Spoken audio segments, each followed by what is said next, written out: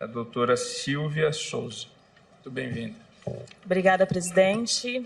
Boa tarde. Cumprimento ao presidente, relator ministro Marco Aurélio, a todos os ministros, na pessoa das ministras Rosa Weber e Carmen Lúcia, e o faço por ser aqui nessa tribuna a única mulher e negra falando nesta tarde de hoje. A ação direta de inconstitucionalidade número 54, que busca colher aqui desta corte a declaração de constitucionalidade e de harmonia do artigo 283 do Código de Processo Penal com o artigo 5º, incisos 51 e 67 da Constituição Federal, é o objeto em que a Conectas Direitos Humanos se manifesta nessa oportunidade a favor do pleito apresentado pelos autores nesta tarde, né? Além de entendermos, entendemos que a posição divergente da constitucionalidade do artigo 283 do Código de Processo Penal, ela atinge ao princípio da vedação ao retrocesso. Diante das mudanças dos contextos históricos, políticos e sociais, insurge-se uma dúvida que nós temos que lidar ao longo do contexto da história. Como conciliar e equacionar as mudanças sociais com as leis? Como conciliar, tendo em vista que, de um lado, é necessário manter-se a rigidez e os objetivos das normas já positivadas, e é necessário também que o sistema de justiça siga calcado nelas para lidar com a evolução histórica. Peço desculpa aos senhores ministros, estou um pouco nervosa, é a primeira vez que falo nessa tribuna. Seguindo aqui, pensando na reflexão do espírito das leis de Montesquieu, citando um de seus trechos, para que não se possa abusar do poder, é preciso que, pela disposição das coisas, o poder limite o poder.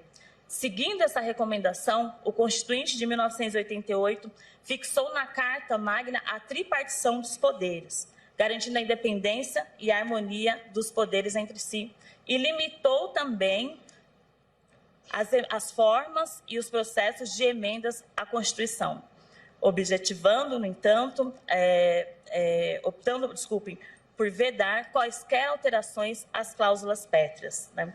As cláusulas pétreas representam a identidade da Constituição. Os seus fundamentos visam justamente assegurar a integridade da Constituição e impedir quaisquer e eventuais alterações que provoquem a sua destruição. Busca-se aqui revisitar esse entendimento para declarar a compatibilidade e harmonia do artigo 283 do Código de Processo Penal com a Constituição Federal, em especial o inciso 57 do artigo 5º, reconhecendo-se, então, a presunção de inocência como direito e garantia fundamental a todo e qualquer cidadão, como muito bem já expositado pelos meus colegas da Defensoria.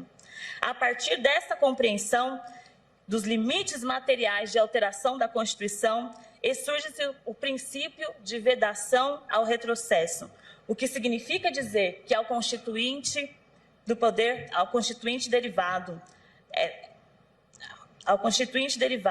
é permitido se ajustar à Constituição no limite da interpretação das cláusulas pétreas, desde que se não afronte a essência dos direitos e garantias fundamentais já conquistados. Os tribunais brasileiros e o Supremo Tribunal Federal vêm, ao longo dos anos, reconhecendo este princípio. Dentre os vários e brilhantes posicionamentos já exarados por essa Corte, eu peço licença aqui para citar o do ministro Lewandowski no HC 167265, num pequeno trecho que diz: aliás, constata-se que, a partir do entendimento do STF, o qual, por julgamento majoritário, restringiu o princípio constitucional da presunção de inocência, prisões passaram a ser decretadas após a prolongação de decisões de segundo grau de forma automática, na maior parte das vezes, como já afirmado, sem qualquer fundamentação idônea. Em outras palavras, nós podemos entender que os atos públicos que impliquem alteração de direito e garantia fundamental devem sempre observar a coerência lógica material do princípio da vedação ao retrocesso. Vale destacar também que essa Corte reconheceu em 2015 o estado de coisas inconstitucionais do sistema penitenciário brasileiro. De lá para cá, muitos massacres aconteceram, pessoas foram decapitadas, o número de torturas, de denúncias sobre torturas tem sido cada vez mais crescentes. O artigo 312 do Código de Processo Penal prevê que, na hipótese de aplicação das restritivas da prisão cautelar, embora posta no sistema de justiça como exceção, torna-se regra, em especial, a aplicação para a população negra e pobre. É preciso reconhecer que a restrição de direitos, sejam econômicos, sociais ou as liberdades, atingem em primeiro lugar e com muito mais força a população pobre, preta e periférica. Aqueles que pouco aqui são ouvidos e representados. Haja vista o fato de eu ser a única mulher negra, a única pessoa negra falando nessa tribuna. Isto porque os corpos negros estão nas valas, estão empoleirando as prisões em condições subhumanas, em condições insustentáveis. Um debate tão sério quanto à relativização da presunção de inocência tem sido pautado como se afetasse apenas aos condenados pelos crimes de colarinho branco, quando, na verdade, nós sabemos muito bem a quem se endereça o aparato penal do Estado. Como já citado pelos colegas da Defensoria Pública e pelos demais que me antecederam, eles se endereçam aos pretos, pobres e periféricos.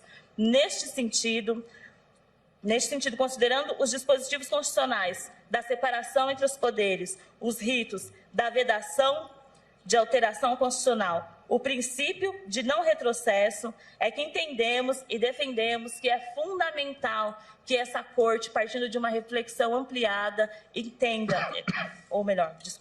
julguem a ação declaratória de constitucionalidade do artigo 283 do Código de Processo Penal, com eficácia erga omnes e efeito vinculante nos termos do artigo 102, parágrafo 2º da Constituição Federal. Agradeço a todos a oportunidade de falar e pela atenção dispensada a mim. Muito obrigada.